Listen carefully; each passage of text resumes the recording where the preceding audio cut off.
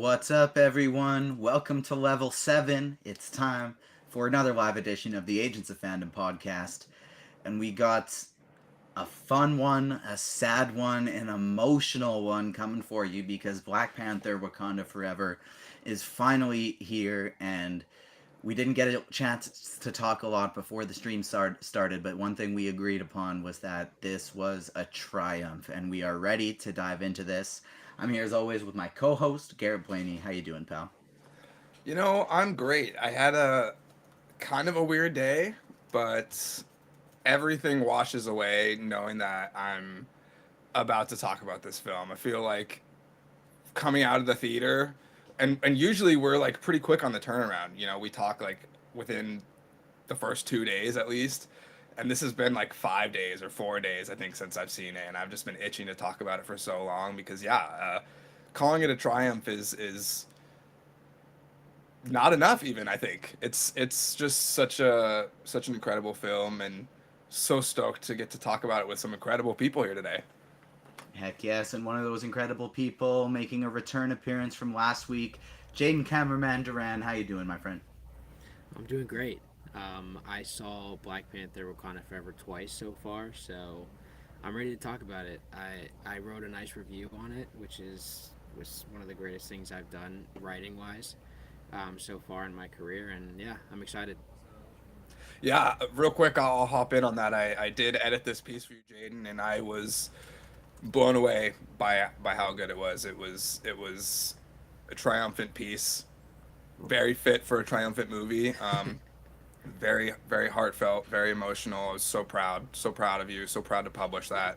If you haven't read that, go check it out on agentsoffandom.com. Absolutely, Hell thank you, kind yes, sir. Jaden. Between viewing one and two, which one did you enjoy more? Did it get better the second time through? More tears the second time? What was it like for you? Well, certainly more tears this second time. Um, just because I already like knew kind of what was coming. So like those goosebumps, they never left after the first time watching it, and then second times it's just like the same thing over and over again.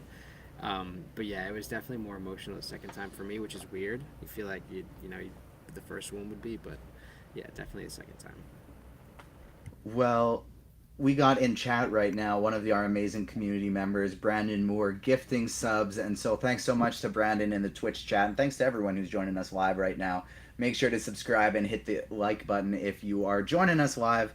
And one of the other amazing group of people we've met through this community doing this podcast is the Listen 3000 crew, Caesar and Zen. How are you guys doing? So happy to have you guys back on because we had such a blast the first time.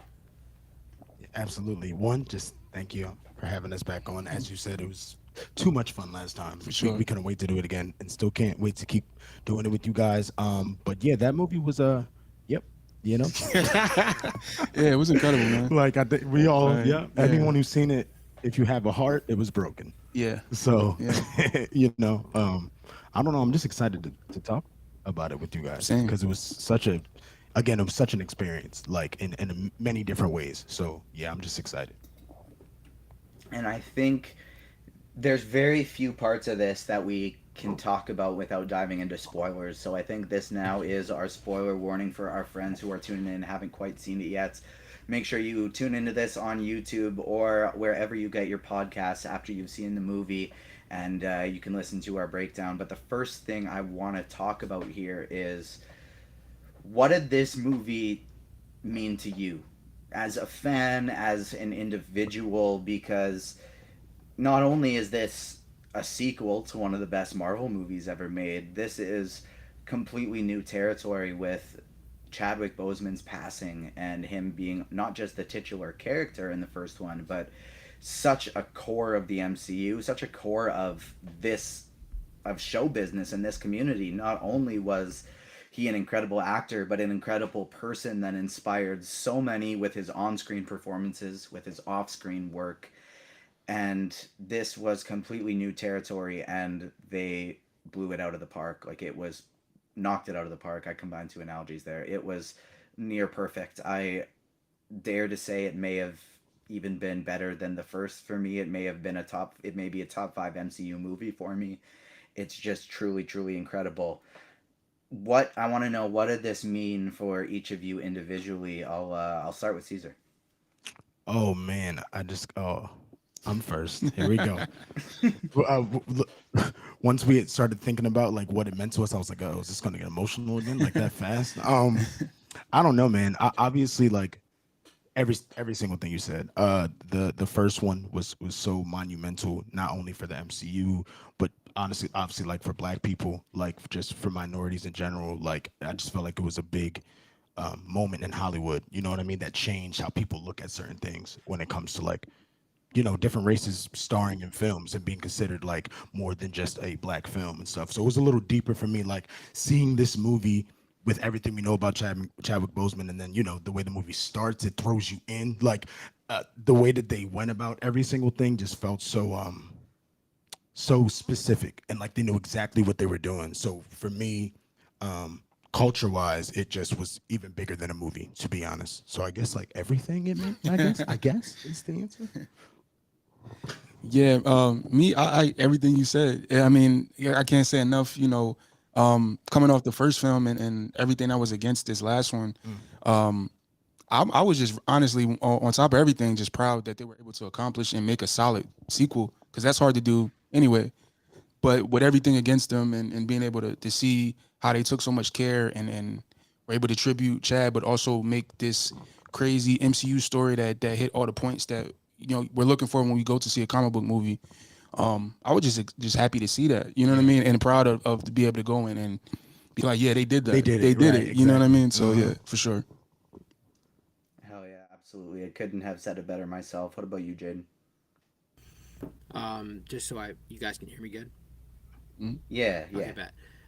So I as a fan, it is probably, I would say it does kind of trump the first one for me. Obviously, there's a lot of emotional, things surrounding that fact, but I think just the way they handled grief, because obviously in the first Black Panther, T'Challa was kind of going through losing his father back in Civil War, so he was kind of having to, go through the motions of that loss and how he can kind of come out of that as the Black Panther, as now the king of Wakanda, and it kind of gets translated in a much different light now that we have Shuri, trying to step into this setting. I just think that if like this movie is like what the first one could have been, if T'Challa continued to feed the fire under his vengeful actions, once he found out the Winter Soldier had um, potentially had some, doing in his father's death. If he kept going down that road, obviously things would have turned out much differently, kind of along the same lines of how it did for Shuri here. But I think this was a great arc for her, and I think that she really stepped it up, and she really owns now what she does moving forward, and she definitely is going to be an amazing Black Panther. Um, but yeah, this sets up some really cool things for the future, and I really loved it. This is Hermes. He's not supposed to be in here, but he's our foster right now. He just made his Hey, way in Hey here. man, yeah. So this is Hermes. Garrett, what about you? Yeah, this film means a lot. It means a lot to me. It means a lot to a lot of people. It means certainly a lot to Ryan Coogler, and that is apparent throughout the entirety of the film. For me, it's hard to say whether it's better than I like it better than the first, but it's hard to deny the impact, the cultural impact, like you guys were saying, that the first movie had on our society. Not only did it show that Black people could star in a movie, it showed that it could be a critical success in a huge way, um, and just that it could be a success is underpinning the amount of effect that this movie had. So it's hard to weigh them when compared to that. But for me specifically, Wakanda Forever is it resonates more with me. It's my it's the my fa- my I like it better than the first. It resonates more with me. Um, and it's hard to it, what I like about it is that grief hits differently for everybody. Um, every one of the cast went through the same tragedy, but I'm sure everyone dealt with it in a different manner. Luckily for Ryan Coogler, he was able to make this movie, which I'm sure was a very cathartic experience. Um, but it shows that even in the movie, everybody handles the journey, the grief process, differently at different times. Ramonda has to go through it more quickly. She's been through it before, and then she has to assume the position of leader. But Shuri has a much longer battle that we see. Nakia has a different journey, and everybody who is watching this film can relate to that in a way because we all connect to Chadwick Boseman. We've all been around for these films for several years now. We've had a chance to connect with these characters, so we do have a tiny stake in this movie, um, like the cast and crew, and so we're able to connect in it in that way. But even more than that, if you know someone personally in your life who has passed, um, it is important in a different way, and it hits you in a different way. For me, that was the case. I had a best friend who passed away, and so for me, I was not only grieving for T'Challa in the movie, but I was grieving for my family and my friends who have passed. So it's hard to fully state how important this movie is, but it's not only my favorite of the two, it's my favorite of the phase, and I'm heavily considering it being my number one MCU movie and possibly my number one comic book movie. So that is how important this film is to me. Sorry to be long-winded there, guys. Feel that. No, you good.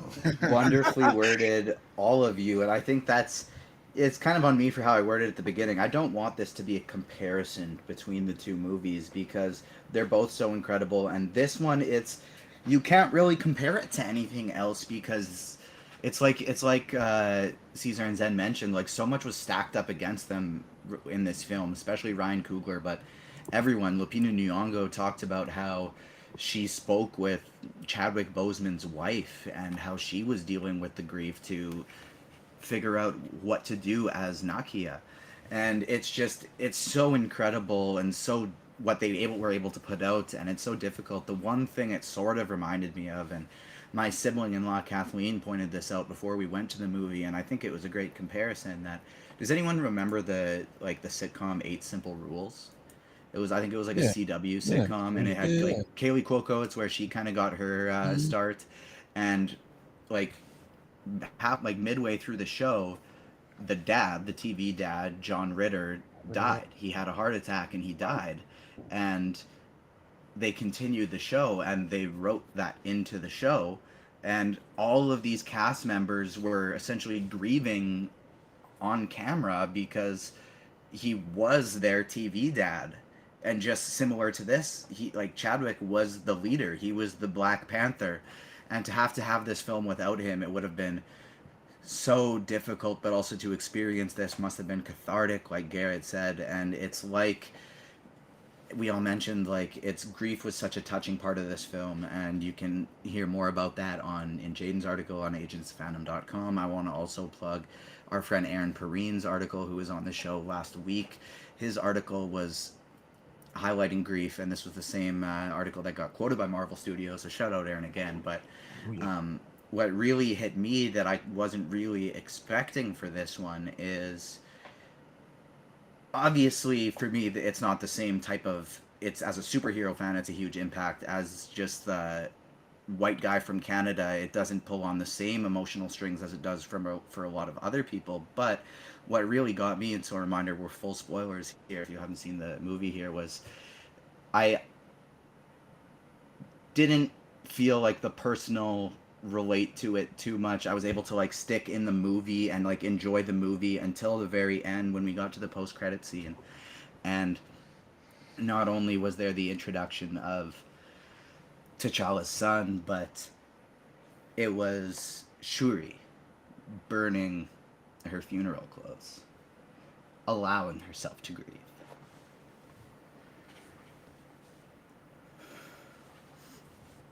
And that was the part that really hit me because I've just been kind of burying myself in work lately as my wife Ava and I have recently went through a miscarriage and we're getting ready to celebrate with the world our pregnancy, and then that kind of came to a close.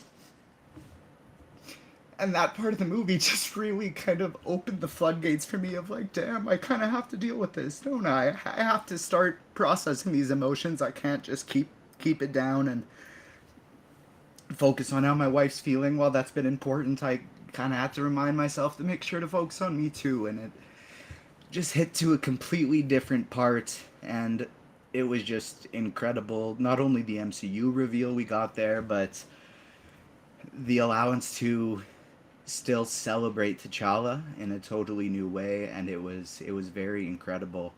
The first character I kind of want to focus on is Shuri, is Letitia Wright, and obviously we've spent lots of time on all of our podcasts, I'm sure, talking about the discourse from filming and production and it getting shut down for a while, the vaccination rumors, what have you, and I feel like right now I just want to focus on putting that in the past and just celebrating what a incredible performance this was by Letitia Wright. It was just so unbelievable, so heartfelt, so powerful, so amazing. I'll throw it to the Listen 3000 guys first. You guys can kind of decide who wants to touch on it first, but what did you think about Shuri's journey in this movie? I can go first. Go ahead. Before that though, I'm so sorry to hear about your loss, TJ and Garrett. My prayers and thoughts with y'all. Man, what she went through a lot, huh? She did. Phew. Like, I don't know. Like what? And I'm glad that you said that. I'm not going to touch on that exactly what you said too much, but in real life, the stuff that she was going through, regardless of what the vac stuff, whatever actually happened, we will never know the actual story, right? But like, whatever personal things she was going through was while she was grieving.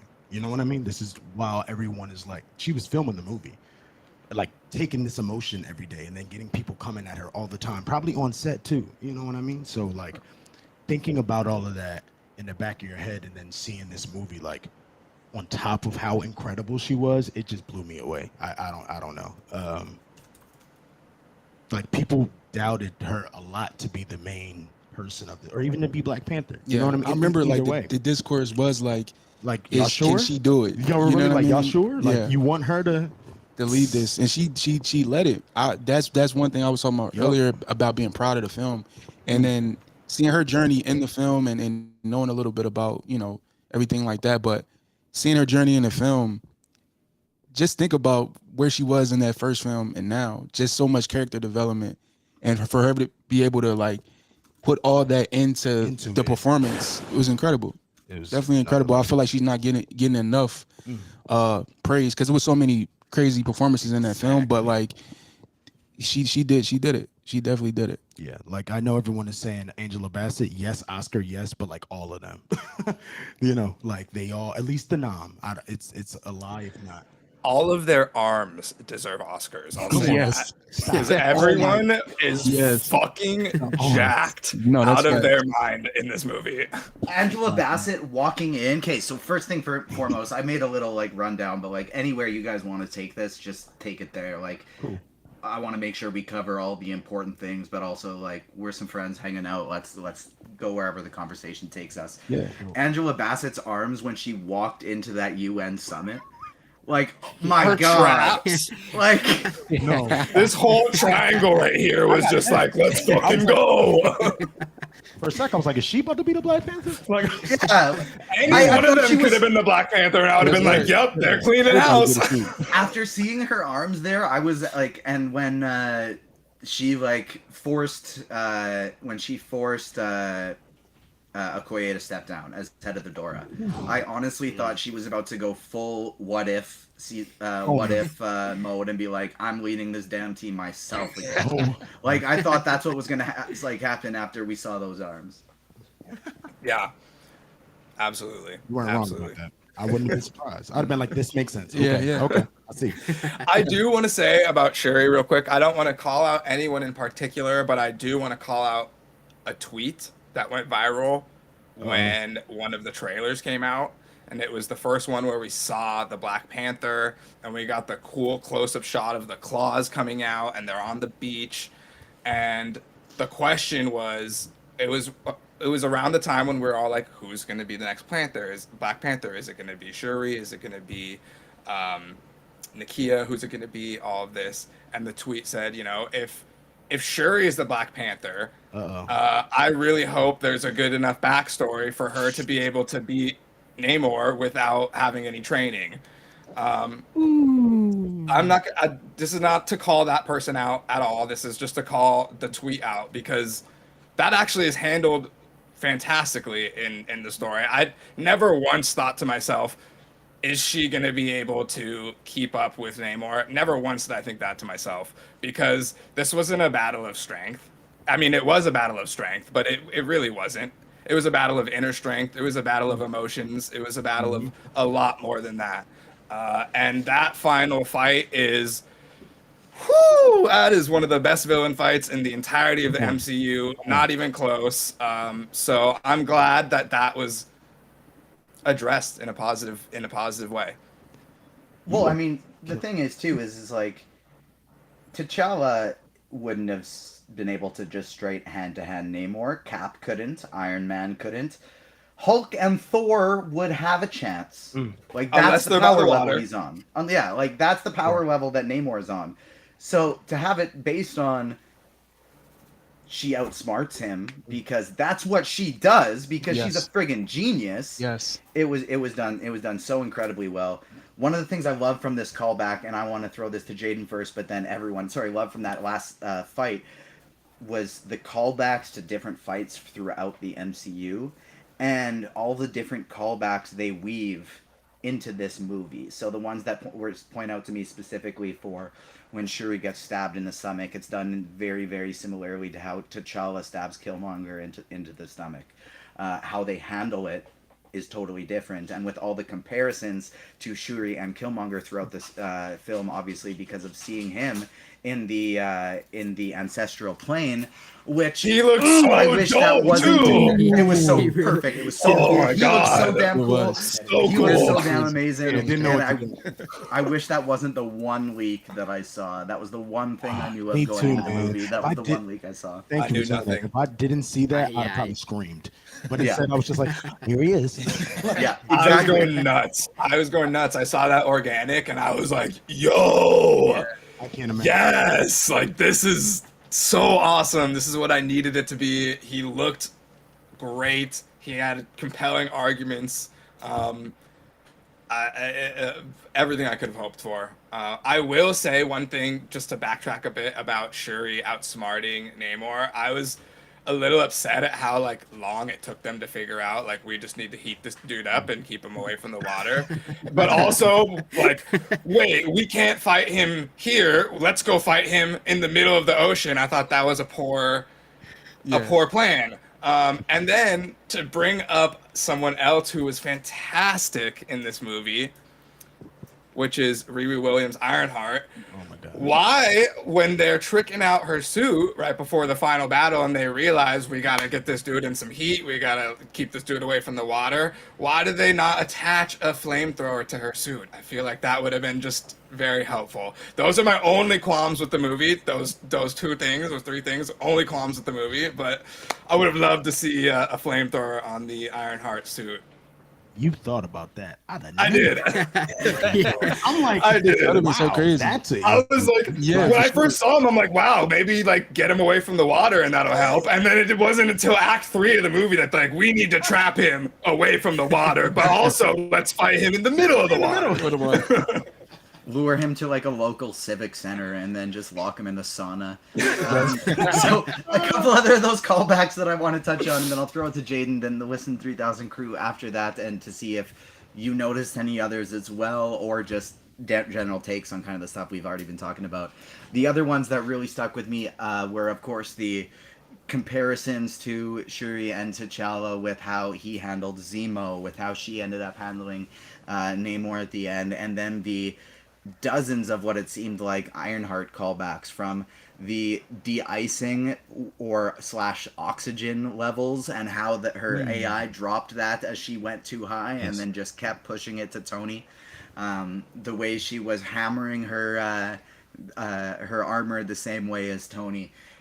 The one that was my favorite in the entire movie was when her and Shuri are talking when they meet for the first time, and she gives the to be young, black, and gifted the same way that that Chadwick Boseman ended his speech when he was giving his I apologize, I don't even remember the Oh, I college know off the what top you're of my It head. was like the I commencement see. I speech saw at that his earlier college. Yes. today. Yeah. Oh, Yes, yeah, I forgot That's which one it was, but yeah. crazy when for it that scholarship exactly, and that's how he ended it. And then so to have Riri tie that in while at MIT, I just thought was so incredibly cool. Um, I think we may have lost Jaden's picture here quick, just so I'll throw it to the Listen 3000 crew Oh, first, That's I and think we then saw. Jaden. no, Oh, he's he's here. good. It's just for He's me. good. Perfect. It's just Yeah. for me. So Oh, Jaden, you first. What other callbacks did you see? Um, there were so many. Honestly, like I don't recall exactly, but I do really enjoy a lot of that stuff because it kind of just to kind of go back to what we were kind of talking about before with like how these characters, these newer characters, are kind of coming into their own and really like showing that someone like Letitia Wright can indeed be a Black Panther. She can rule Wakanda. Like she has the capability, she has the scope to do it.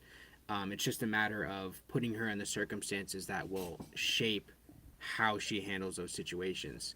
And a lot of that is seen through putting them in similar situations to, past characters. Same thing with Ironheart and her kind of stepping up to the plate when she's a college student. She was doing school reports, and now she has to save an entire continent. It's like, how is that? How do you do that? You step it up and you make an make an iron suit, and you pull some crazy shit off, and that's what she did. And Very I Peter loved. Parker esque with the Mhm. I got a test tomorrow. Yeah, yeah. Yeah, that was really cool. I really enjoyed that. Yeah. I got a lot of Peter Parker There's so parallels yeah. with Riri. There's a lot of Peter Parker ones with her, right? Yeah, Yeah. yeah. Also, one thing I noticed as well that was very similar, a call back to the first movie, was how it started with Darkness. Like how the original movie started with, it was all black screen, and you hear like a young Killmonger talking to his dad about Wakanda and him telling that story. How this movie starts is all black, and you hear Shuri praying to Baz, and I just thought that was a very interesting way to start Yeah. the film. How it kind of just throws you in, but that darkness, you know what I mean? Hmm. It's like, And how it's so connected to Bass too. yes, Like yes, yeah. that specifically is really dope too. Yeah, yeah, yeah, Hmm. yeah. Man, I don't know. Y'all called out the crazy ones. I'm like thinking, honestly, I don't want to make it sad, but this isn't the same type of callback, not like a reference to another MCU. You'll get what I mean when I say it.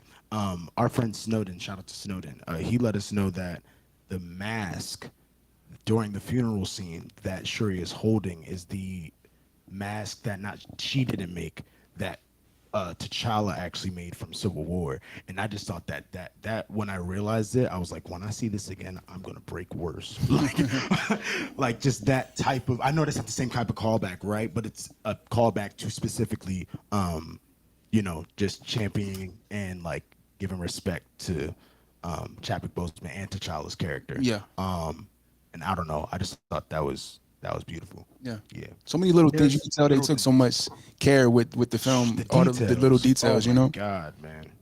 there were so many parts of that that I was just so impressed with, from like the even in the comedically, like they hit the emotional stuff with the mask and stuff like that, but comedically with the Everett Ross and the colonizer joke, Come on. and not like the way we got to see the sneakers just land in the new Black Panther Yeah. suit was Oh so yes. incredibly cool as well. And there were so many small ones like that. When you talk about Boss, the other thing I thought was so incredible about that writing was how you see how Okoye reacts when she finds out that, like, wait, there's vibranium somewhere else. Mm. That shakes everything we've ever learned. I think that's so important to the real world and religion, because think we see someone like Shuri, who's a genius. She's very into her tech, into her science. She's not spiritual at all. She said like she didn't believe in Bast, and she didn't believe in the ancestral plane and going there. She didn't think there was anyone there.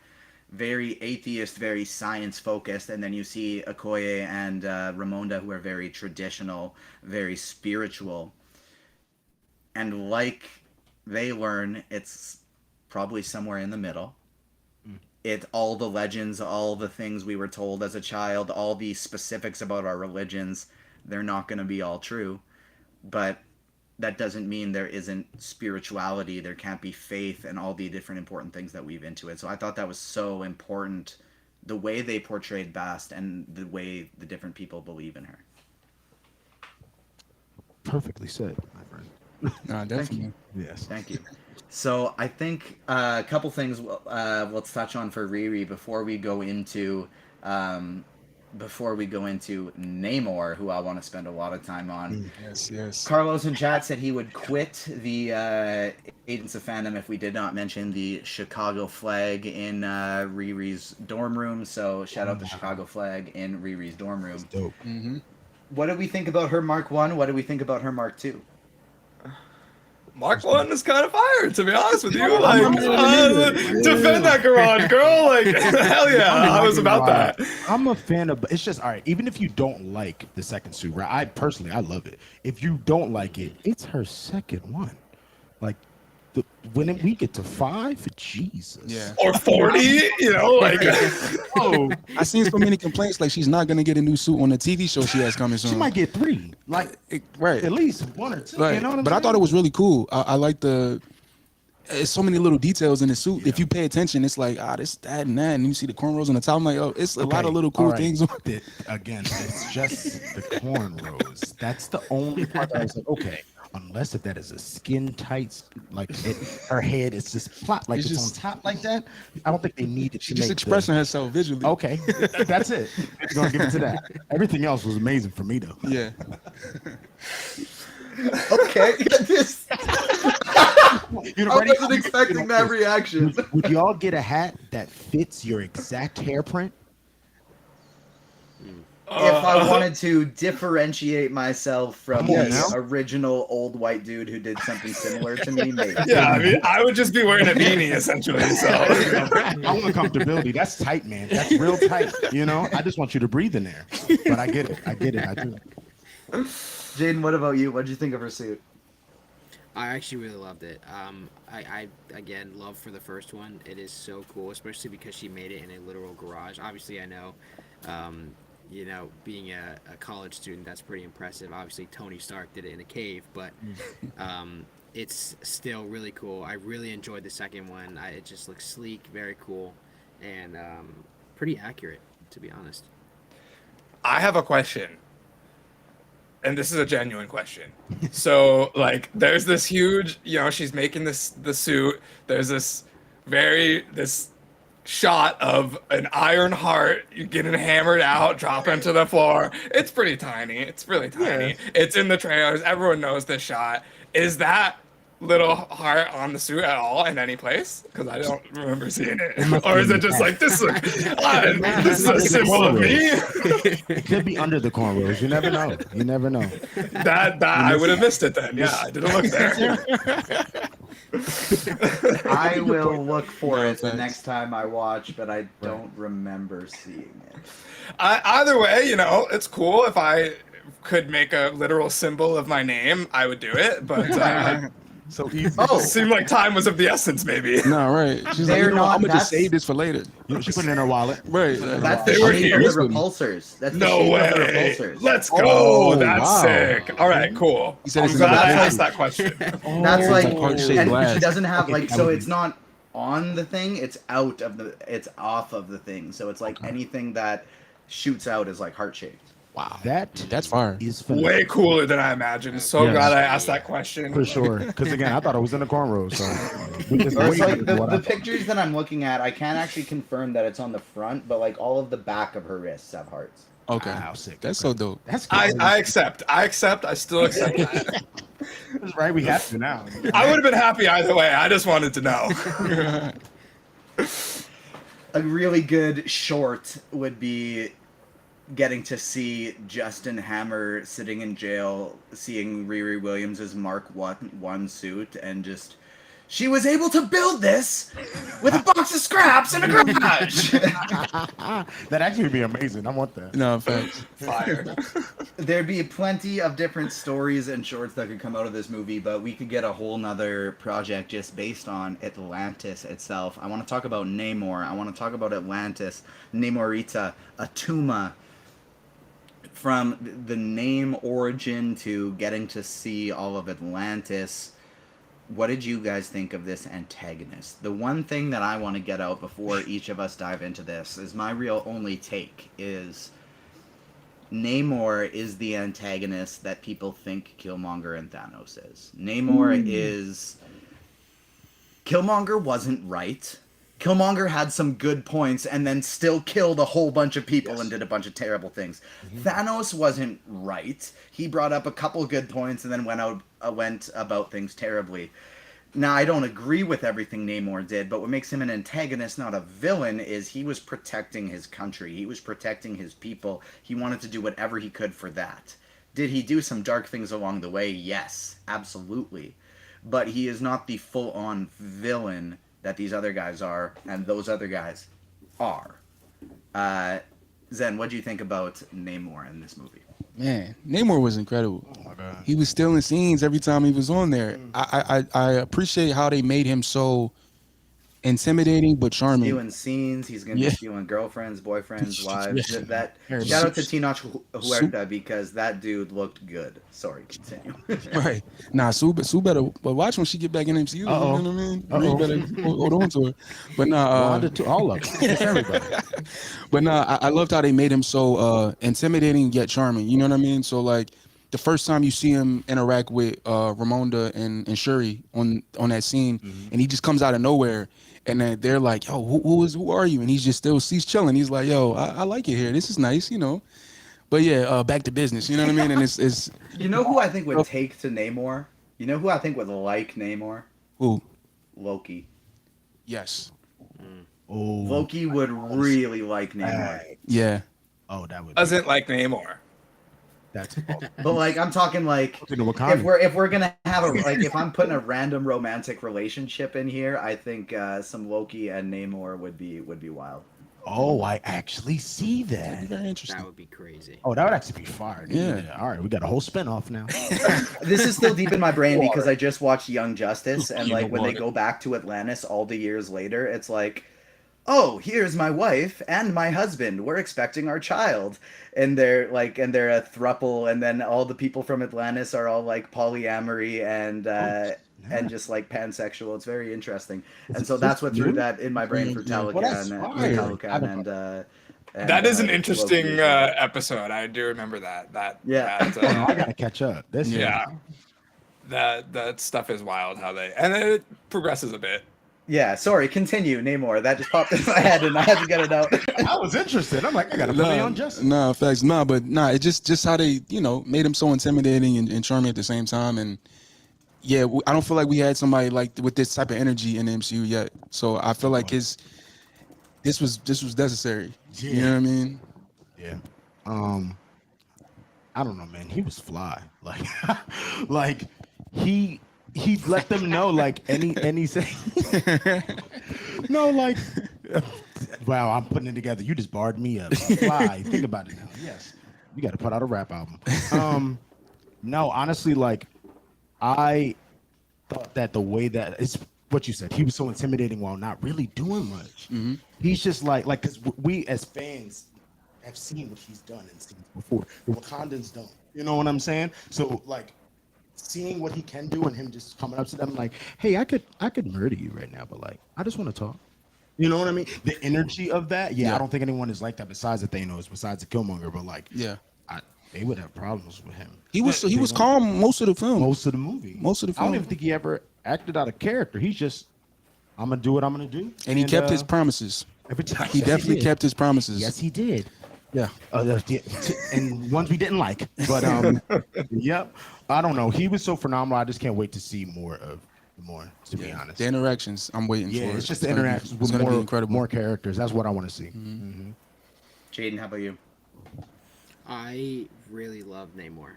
Like, obviously, that's across the board. Everybody's kind of feeling the same way, but I really love Namor. I think the dynamic between him and Shuri was one of the greatest things about this film. And just like, because he's kind of coming into his own as well in terms of like now he's kind of exposing himself and he's exposing his people for after all this time hiding, with the realization that people are now looking for something that they hold very precious, something that really kind of helps his people survive. And it's something because, of course, the Wakandans kind of exposed that being, available. I just think that whole dynamic and that storyline and kind of bringing them together in that term is really awesome. And how she can kind of like not necessarily look to him for like leadership advice, but how she is obviously coming into her own as a leader, and kind of seeing how that almost reflects kind of the same morals that are the same, drivers that Namor has, and seeing that being implemented by her and the Wakandans and how that kind of meshes together because now they're allies. After all of this, now they're allies, and well, allies obviously, but just to kind of see how they interact moving forward is going to be super interesting. Garrett, I know you wanted to touch on his name origin. Yes, I Namor. thought that was Namor. incredible. El Nino Sin Amor, like that's it was poetic. I did not expect that at all. I think it was a beautiful origin. I don't know if it makes sense for Namora to then have that name, but whatever. I'm not going to question it. Yeah, what an incredible performance, really, because the intimidation is not like throughout most of the movie when Namor talks, he doesn't necessarily say a lot, but he does say a lot with his physical acting. So props to Tenoch for his performance because his intimidation it came from the words he said and how he said them, but when he's only speaking Talokan, I don't know is the language Talokan, like I don't know when he's speaking it, but we don't understand what he's saying, but you're still like, oh shit, like this dude is scary as hell. So just the performance itself really added on to the already good writing, the already incredible origin that was given. And I thought the CGI with him was incredible, with him flitting around, flying around. It was super fun watching all those scenes. Like excuse me, Mayan. I'm sorry. I think it's hilarious that the two Latino guys in chat say Mayan, bruh, and Mayan with of course. Like that's something that's continuously spoken now. And also Damon is like, Sorry. but then also Damon in there right after it's whatever Mayan is. Like he also didn't know. But then Carlos gave us the specific one. It's Yucatec Mayan. I just think that was so funny how each person gave like a response to that differently, and Damon was like very similar to yours, and Carlos hit you with the bruh. Come on. My fault. I take the heat for that. I'm sorry. I was mid thought. It was a deep thought, but I digress. I thought I was fully invested every time he was on the screen. I have said this in the chat before, but if he asked me to burn the world down with him, I'd be like, let's fucking go. Let's do it. Who wronged you? Who wronged you? Yeah, this is a guy that was in literally just boxers the entire movie, and like every dude who watched the film was like, yeah, let's go. Like how many other guys can say that ever? So this is a character that we're gonna be seeing for a long time. I can't wait to see the rest of where this goes. I think obviously there's setup for stuff to happen in the future. We'll get into that when we talk about theories and stuff, but this is a top villain for me in the MCU. There's so much to talk about, and yet I can't find the words to say. That was me. That's why I was just like, yeah, what y'all said. He was phenomenal. So we've been here for an hour already, and there's so many things we still have left to talk about. And so I'm gonna start throwing some things at all of you, and you tell me what sticks because there's still a couple things I want to get at in order first. But things I already wanted to talk about was Angela Bassett. Give her these Oscar noms. She was fantastic. Let's get that push going. I thought she was great. Let's normalize superhero movies being there instead of weird movies like Power of a Dog. I hated that movie so much. It was so boring. Anyways, shout out our Shout guy out Ethan. who's always- yes. I knew that was coming, bro. The timing was perfect for that. We got to clip that and send it to him. I was talking to Ethan today too because I had to send him. I had to brag to him about being in a press conference with Jake Gyllenhaal today for the Strange World press conference because he's the biggest Jake Gyllenhaal fan. Anyways, Oscars push, yay, nay. What do you guys think? Other small things in there. Actually, no. I'll skip past a couple of the small ones and move to MTF. I don't even remember what chat he brought this up in, but MTF in our chat brought up something that was in terms of the ending. What do we think about the specific end with after? Speaking of another callback, when Namor says "I yield," in the same way there. Do we think he believed wholeheartedly what he was saying to Namora, that I yielded because now we have them where we want them, we don't need to fight back? Or was that him just trying to save face a little bit? Does he fully respect the power of Shuri and Wakanda and say, damn, they beat me fair and square, I'm out? Or, and then was just trying to save face? Or was it, no, I'm not going to attack you simply because you're going to come crawling back to me when you need our help? What do you think, Garrett? You go. Yeah, I don't know why it can't be both for that. I think it's definitely both. I think he's definitely beaten. He knows he's beaten, so let's just concede. But also, this is the issue of the vibranium is still an issue. That hasn't been solved. So I think the whole movie shows that he's smart, he's calculated, he knows what the hell he's doing. So I think that happens to be a bit of both at the end. Like, hey, this did happen, I did get beat, but it doesn't mean what you guys think it means. There's still very bright spots for us in the future. I agree completely. Another thing in there, we got the M word again, Jaden. He said he was a mutant. What did you think about? Of course, we just talked about then also Mutant Man.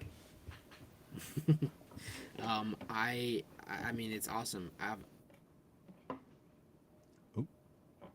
You. Oh, just lost Jaden. Obviously, Hopefully, getting a he's lot back. Hold He's on, back. you back. Hold on. You got me. You're good. Okay, Yeah. But just like mutants, kind of making their way into the MCU, it's super exciting. After what we got with Miss Marvel, that was like the hype. That was when it was at its peak because I was like so unexpected. But then now that we're kind of seeing it trickle in more often, it's like, okay, now we know where we're going. Now it's just a matter of like, okay, when is this going to be like really prevalent? And that's really just what we're waiting for. And that's what I'm waiting for because I'm super excited. I love the X-Men. And kind of seeing how that's going to kind of shape into the MCU as well. But yeah, I'm hyped for that. Hell yes.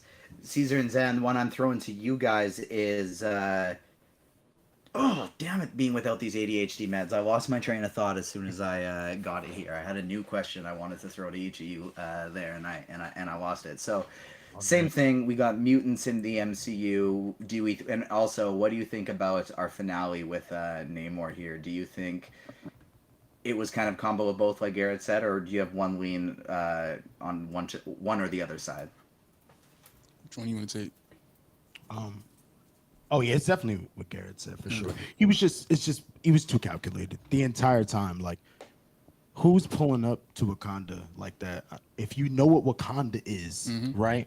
Unless if you know what is going to happen next. You're prepared for whatever is going to go down. So like, I think the entirety of the movie was just showing that he's going to play the long game as long as he's here. I even say to even think about it. We found out how old he was. He's 500 years old. So it's like he didn't see so much. Even when he was talking to Shuri, it seemed to me it was out of like I done seen every way this could have went, and I'm done now. I'm about to. We just need to. It's time to murder people. You feel me? So, but like Time to murder he's people. 500 years old. He's extremely calculated. I definitely feel like it's a both thing. Like he understands. Like I'm gonna be here. We gonna figure it out one way or another Right. eventually. So, bump in the road. But the mutants. The light bulb flicked. I remembered what I wanted to ask you Okay, Oh, guys. okay, yeah. bring it. Anika and Okoye, we got the Midnight Angels. What did you think Oh, about their suits? Oh. What did you think about the new character of Anika? And what do you foresee with Io now being the leader of the Dora Milaje? Okay, yeah. Their suits, whoa. Like finding out that it was actually exact, like comic book accurate, was even crazier to me because I was like, that looks insane. It looks nothing like anything else that they have to me, especially the face. Yeah. You know what I mean?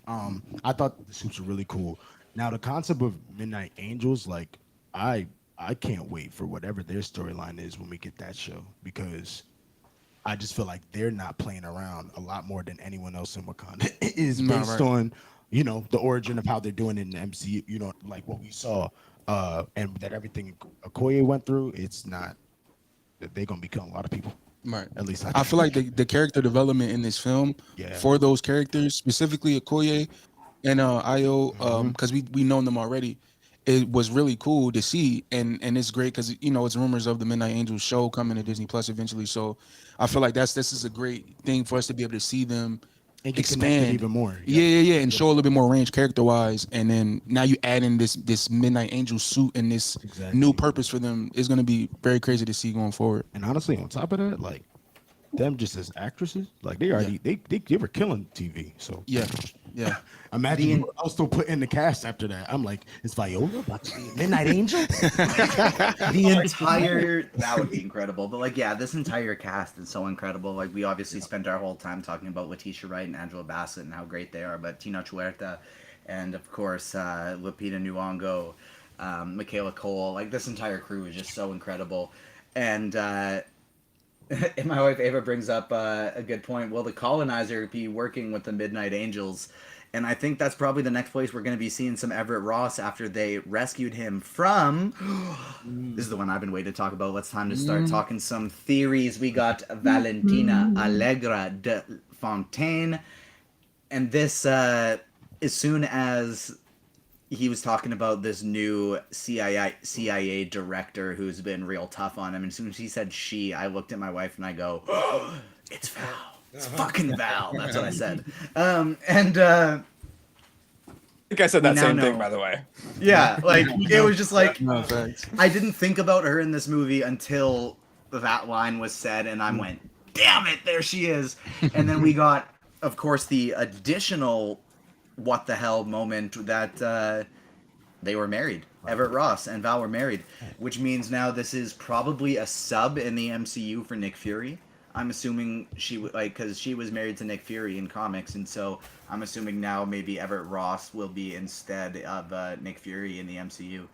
Jaden, this feels like it's going to have a lot of good Instagram and TikTok content for you. Did you expect this reveal? Did you have the same "it's going to be Val" moment? And what did you think about her arc in this movie? Yeah, so I was very surprised. I heard I didn't hear any rumors. I didn't hear nothing. Like, I didn't know this was happening like whatsoever. So that was like a really cool moment. Like, literally, I was like, oh, okay, she's on my screen right now. That's awesome. So, but then it turned out to be Everett's ex-wife, I guess. So I was like, oh, okay, now it just got a little weird, but I'm still here with. I mean, I'm still with it. Whatever. Probably the one thing in this movie that for me, it didn't really do much, for me, but I think what it sets up and what it could potentially move forward becoming, that's where the excitement for that kind of sets in. Because, obviously she's got her connections in with the Thunderbolts, and we know that's, a project we're soon to be, 2024, I believe that's when that's supposed to be coming out. Soon enough that it's announced yes. and we have, Right. Yeah, that either way, it's a very exciting time, and Thunderbolts is going to be a lot of fun. So to see her here and again, formulating that story for, future stories to be told, that's exciting. I'd love to see a scene where just like Everett Ross and Nick Fury are having a conversation. Like, wait, when were you were married to her? I was married to her. When were you married to her? I think that would be hilarious. That'd be One of crazy. the, something I like, Garrett, you brought about like your like one mini qualm you would have wanted to change. The one mini qualm I would have wanted to change, the smallest thing that I also think maybe this would have taken away from the film a little bit, but I think it would have been funny, is having the person that Riri is selling her work to, like having the person that is buying homework off of Riri be Flash Thompson. I think that would have been just kind of like That would have been perfect. fire. I would. But Caesar and Zen, what did you guys think about the Val reveal? Oh, honestly, like the in the movie, it was dope. All of their scenes, they killed. Their chemistry was amazing, like acting wise, and just like seeing those characters interact was cool. And then obviously, what Jaden said, I was like, oh, this got personal. Okay, okay. So it was cool the way they flipped that in there. It made you so interested in points that they, that weren't too much happening, I guess, to an Yeah. extent. Yeah. But yeah, it just made me immediately be like, oh, y'all about to have, y'all about to have all these Thunderbolt people come to Wakanda. That's what's about to happen. Because to me, it made Thunderbolts a little more exciting a bit if Yeah. that's in play now. You know Right. what I mean? And I was like, I wasn't the most excited for Thunderbolts, but I'm excited about the potential of what it could be. That definitely raised it, thinking like, oh, y'all really want to come to Wakanda after all this grief and emotion and, Yeah. and depression? This is not a good time. Y'all should wait. Y'all should wait. Yeah. I think one thing too, based on her performance in this film and some of the scenes that we got to see, how much of a problem Val was going to be in the MCU going forward. Because it's like, I mean, we got to see her in little glimpses and make some power plays here, putting certain people there. But just seeing how much power she now has, being the director of the CIA, and it seems like she got a little, she wants some smoke with Wakanda. So like, Yeah, it seemed personal. it did I a was little like, bit. I was like, what they do to you, girl?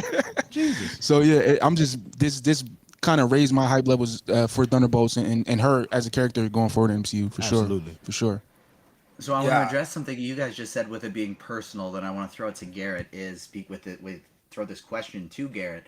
Is one, could the personal thing be like we don't know the time with them being married? Obviously, she had such a firm grasp on how tight knit he was with Wakanda. Maybe she's taking it personal because she feels like he's choosing them over her, over his country. I don't know. She talked about wanting all this vibranium, right, for the U.S. So we kind of think potentially that could be where that's going. We now know Val is the director of the CIA. She's working with covert assassins. She's got Yelena on the payroll. She's now got John Walker on the payroll. All she's got her hands in all of these different places. We saw how smart and calculated she is in this movie.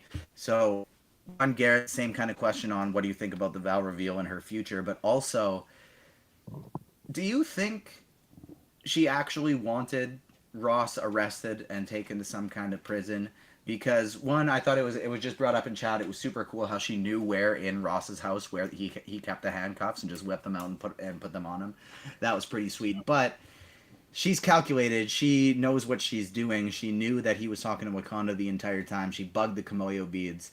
Does she really think that he will not get rescued by Wakanda when he's just in the back of the van with two random dummies in the front seat? Like, I kind of feel like she set that up with like, I have to arrest you, but if you get out, that's okay. I don't necessarily know if it's like if you get out, it's okay. I think it's probably like I'm planning on you getting out and then continuing to keep an eye on you. Um, but I've thought about this for a long time, so I'm excited to talk about this. Obviously, Val comes up in the movie, and my immediate thought is Thunderbolts. The movie is about conflicts between countries and world powers in Wakanda and Talokan, but really there's other world conflicts that are set up. Um, that of the French, that of the United States. Um, so yeah, I think that this is That would be definitely a setup for the Thunderbolts movie. However, I don't think it's going to be Val sending the Thunderbolts into Wakanda or into Talokan to find vibranium. That That's initially what I thought, but I don't think that makes sense given the team that we know the Thunderbolt is going to be made up of. Seemingly, more of them are doing better things now than they initially were when they were introduced, or are just straight up good people like Bucky. I can't imagine Bucky's just going to be like, yeah, let's go raid Wakanda, who saved me from my Right, brainwashing, right. made me a dope metal arm, and just generally were all around buds to me. I can't imagine that that goes well. So my thought is, TJ, shut up. You're not going to interrupt me. I see the wheels turning in your head. I've been watching it. I've been I'm not watching even it. muting. I'm just waiting. I've been watching it. I'm looking at you. So I think that the conflict is being set up, but not with the United States. I think there's going to be other countries that that happens, and I think that maybe the Thunderbolts are sent in as backup. I think that makes more sense, but who knows? The one thing I wanted to say that I was with Damon in chat when he said I was with the thinking the Thunderbolts would be a World War Hulk type project. I was originally thinking that as well, but who knows now. What I think would be pretty damn cool is what if it's something is now without the Soviet the Accords, it's kind of muddies this a little bit. But I was thinking it would be pretty cool if the Thunderbolts ended up being them against Val and whatever she was plotting. Like somebody sending the Thunderbolts against the U.S. government. Captain America and all these high profile people can't be going directly against the U.S. government, but you guys can. We need you to infiltrate them. I think that would be a kind of cool twist on the Thunderbolts. So the U.S. government attacking the U.S. government is what you're saying. No, the U.S. government making some ploy for global domination, and the Thunderbolts getting sent in not on behalf of the U.S. government to stop them. I'm not sure that makes sense because it seems like they're all being recruited by Val. So she would be sending them Well, in. that's what I'm saying. If she's on the bad side, I don't know if we want Bucky and Yelena going after her. It may start with them getting recruited by Val, with a little bit of Amanda Waller situation of, you know what, screw this. She's the one we have to take down. I was kind of thinking what you were saying only because when Garrett said you made a lot of sense with the Winter Soldier parts. I was like, yeah, he is not going to do that. How Yeah. stupid. But then I thought about what if Val, we're just poking around, but what if Val is sending all of them out to do different things? So he would have no idea what was happening in Wakanda. Then when they converse, they come back as a group and they realize that's when they go against Val. I don't know if that would work. Because Val is Madam Hydra and he's got to take her down. That's what I'm thinking. But again, that's only one against like 8 of them. So, we would definitely have to see more projects that come up with all these characters that might be in Thunderbolts and see what the actual issue is. But there potentially could be like they revolt against who sent them out. But I don't know about John Walker. He's a little crazy. Everybody else, yeah, crazy. they might be.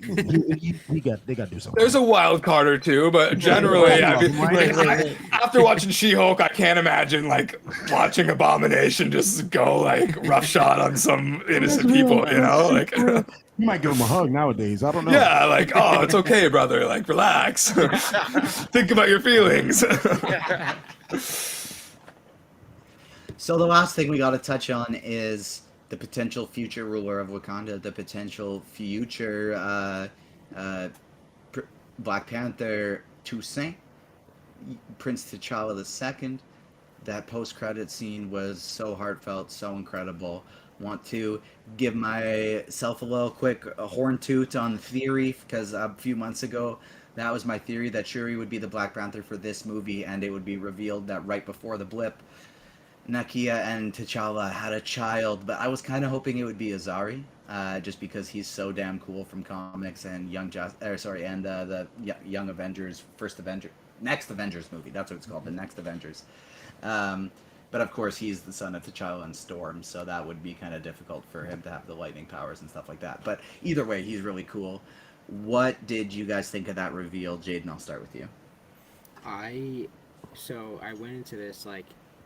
went into this knowing that was a rumor at some point, and like knowing that there were theories about that, but then so many months went by where I heard like nothing about it, so like it wasn't even like in my brain when I went to watch this. So I honestly wasn't sure what I was expecting going into this post credit scene because there were so many different like theories and there were people were throwing around doom and this and that. So I wasn't exactly sure what to expect. So being that's what it was. I think that was a huge payoff. I like that. I loved that post credit scene a lot. It was very heartfelt. It was at a perfect moment, especially because she the reason she was doing that, burning the cloth and stuff, and kind of having that spiritual ritual moment was because she was letting go. She was moving forward because that's what she needed to do now as a leader and as Black Panther. But of course, now Nakia brings over the their son, and it's like you can breathe for a second. It's like, okay, it's everything's gonna be fine. Like I know what I'm doing now, and I have to be a role model for my brother's son, and I think that's going to be a very very powerful relationship moving forward. Those two. Zen, what about you? Man, um, Shout out to Chala. yeah, T'Challa, That's what they call him. T'Challa. Two child. Yeah, right. Two child. That's actually. But nah, I thought it was Y'all beautiful. wrong for that. MTF was using that one in the chat the other day. Yeah, too. man. They Shout out to got- them. Yeah. Love that. Yeah, Well, funny. that got me. No, just like Jaden was saying, I privy to those rumors as well going into it, but just seeing how they played it in the film was beautiful. You know what I mean? Especially after the ending scene with Shuri, like letting go, and then the look on her face when she turns around is like, what? Like, Yeah, wow. You know what I mean? And I thought that was a beautiful scene, but just its implications for the future.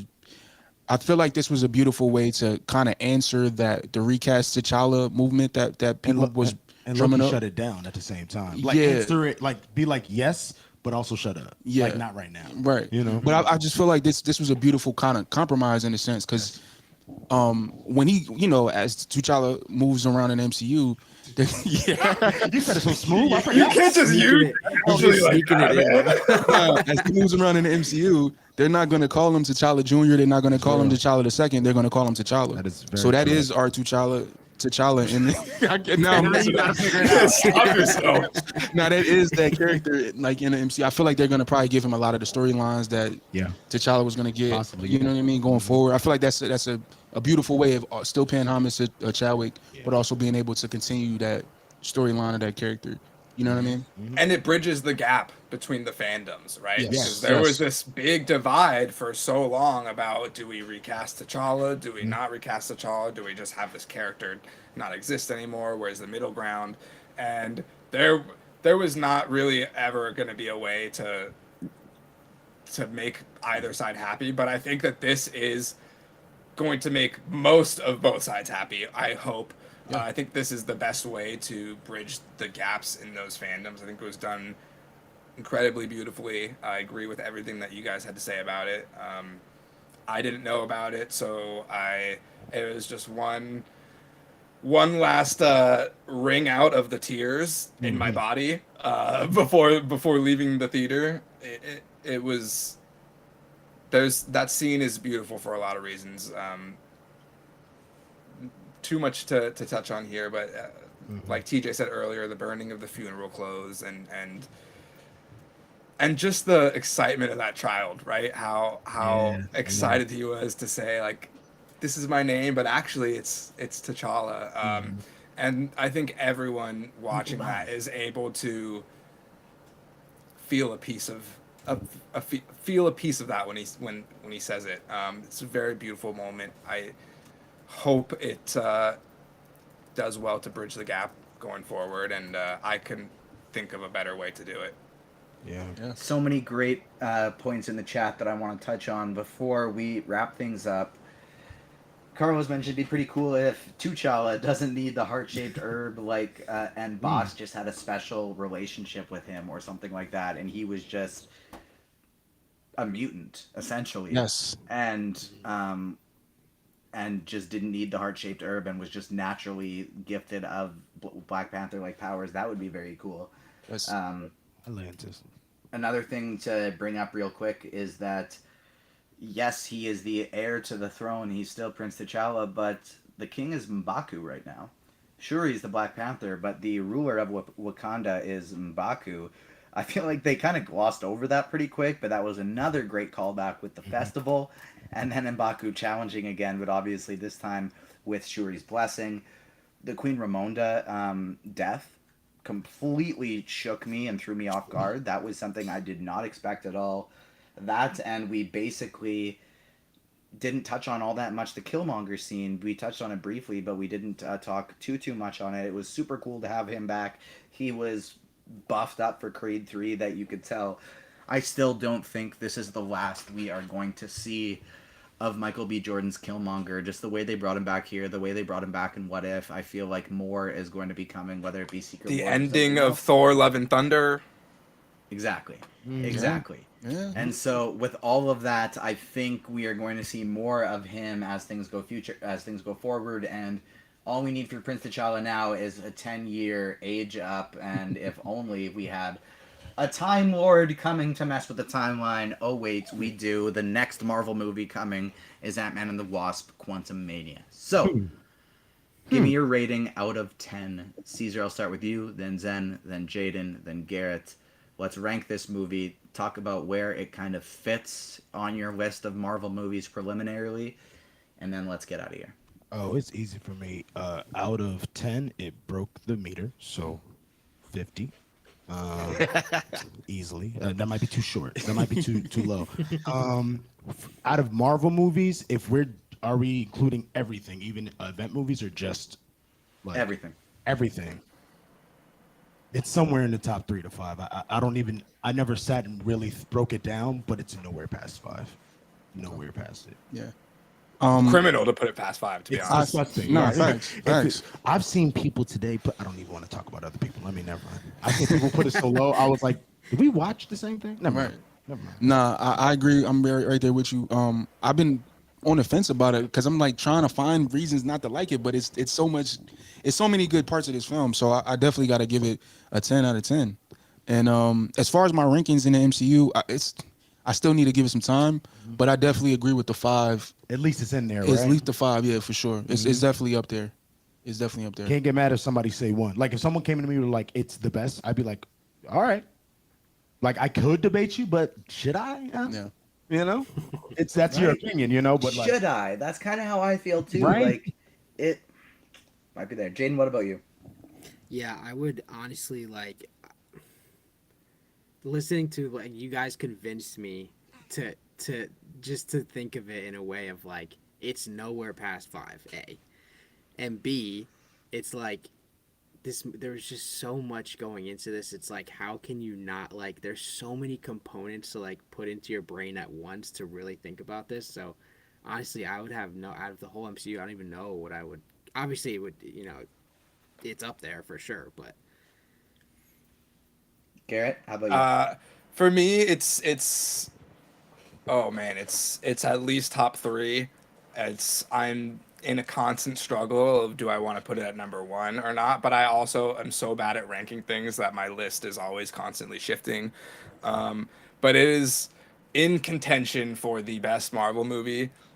To me, besides looking at it as a Marvel movie, as a superhero movie, it is a technically good movie.